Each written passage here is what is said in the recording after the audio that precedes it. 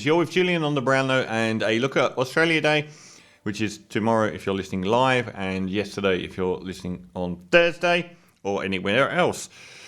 So every year Australia celebrates Australia Day, and it has become this, we live in a polarised society where one side is, lefty, feminist, everything, and the other side is just wrong and an impediment to the way of life that we have by being basically brainwashed by right-wing news media into becoming extremely angry against people that aren't their enemy in order that the wealthy can flourish and rape and pillage our societies and destroy our way of life.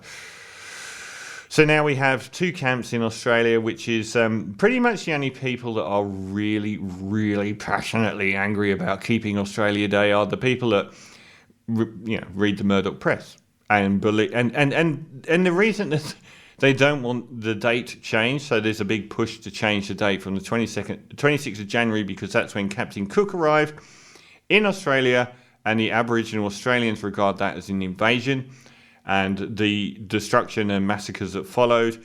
And it's most important, even though a lot of people say we're not responsible for what happened in the past, is the ongoing systemic racism against Indigenous Australians.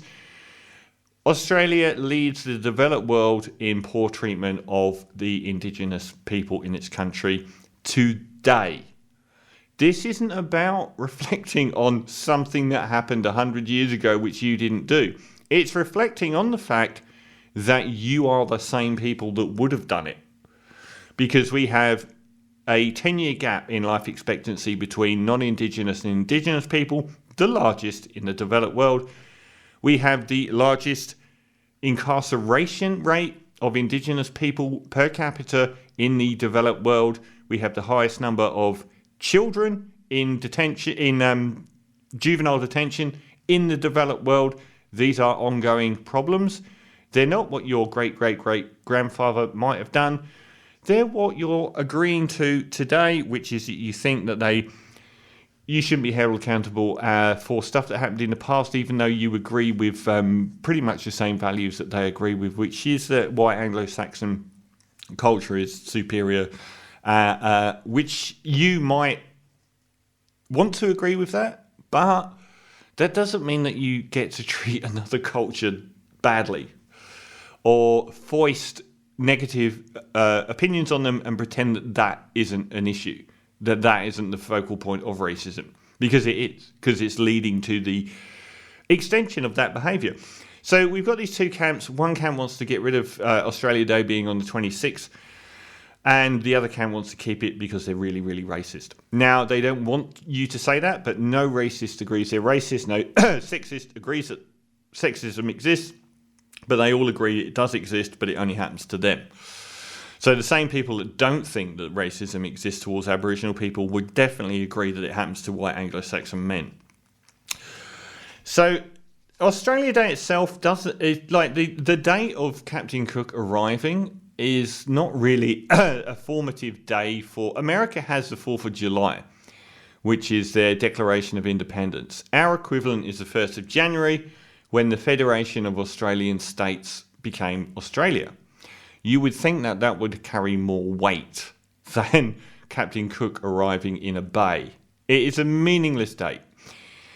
The date itself wasn't really picked up until the 1930s in Victoria and then in New South Wales. Everyone acts like this is some sanctity, this date.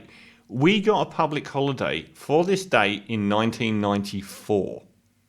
It was not even really celebrated much before the 1980s. It's a modern thing. It's not some amazing heritage that we have for Australia Day. We only had a public holiday from 1994.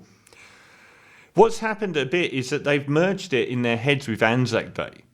So they've merged this idea that white Anglo-Saxon Australia is under threat and this is their day.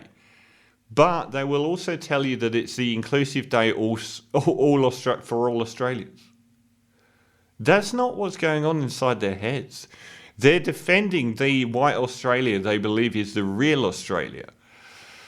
So I've always supported changing the date, but the other option is, of course, to recognise the date in a different way, which is to acknowledge that it was the start of systemic racism and brutality, massacres, the subjugation of the oldest indigenous peoples on earth, and that those things are ongoing.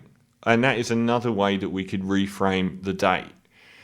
If you look at who supports the date and who doesn't, and you look at the politicians that do, and you don't think that it's a racism issue, I'm sorry, but it pretty much is. So it's less than 50% of people even celebrate anything specifically Australia Day that isn't just a public holiday. And there's only about 20% of Australians that go to something. But it's been morphed in with this jingoistic version of Anzac Day, which is to celebrate a version of Australia. And the same people will tell you that it is all about inclusivity because they want the people they're attacking to agree with them. So I do support changing the date, and I also support reframing the way that it's celebrated. So on we go with another year.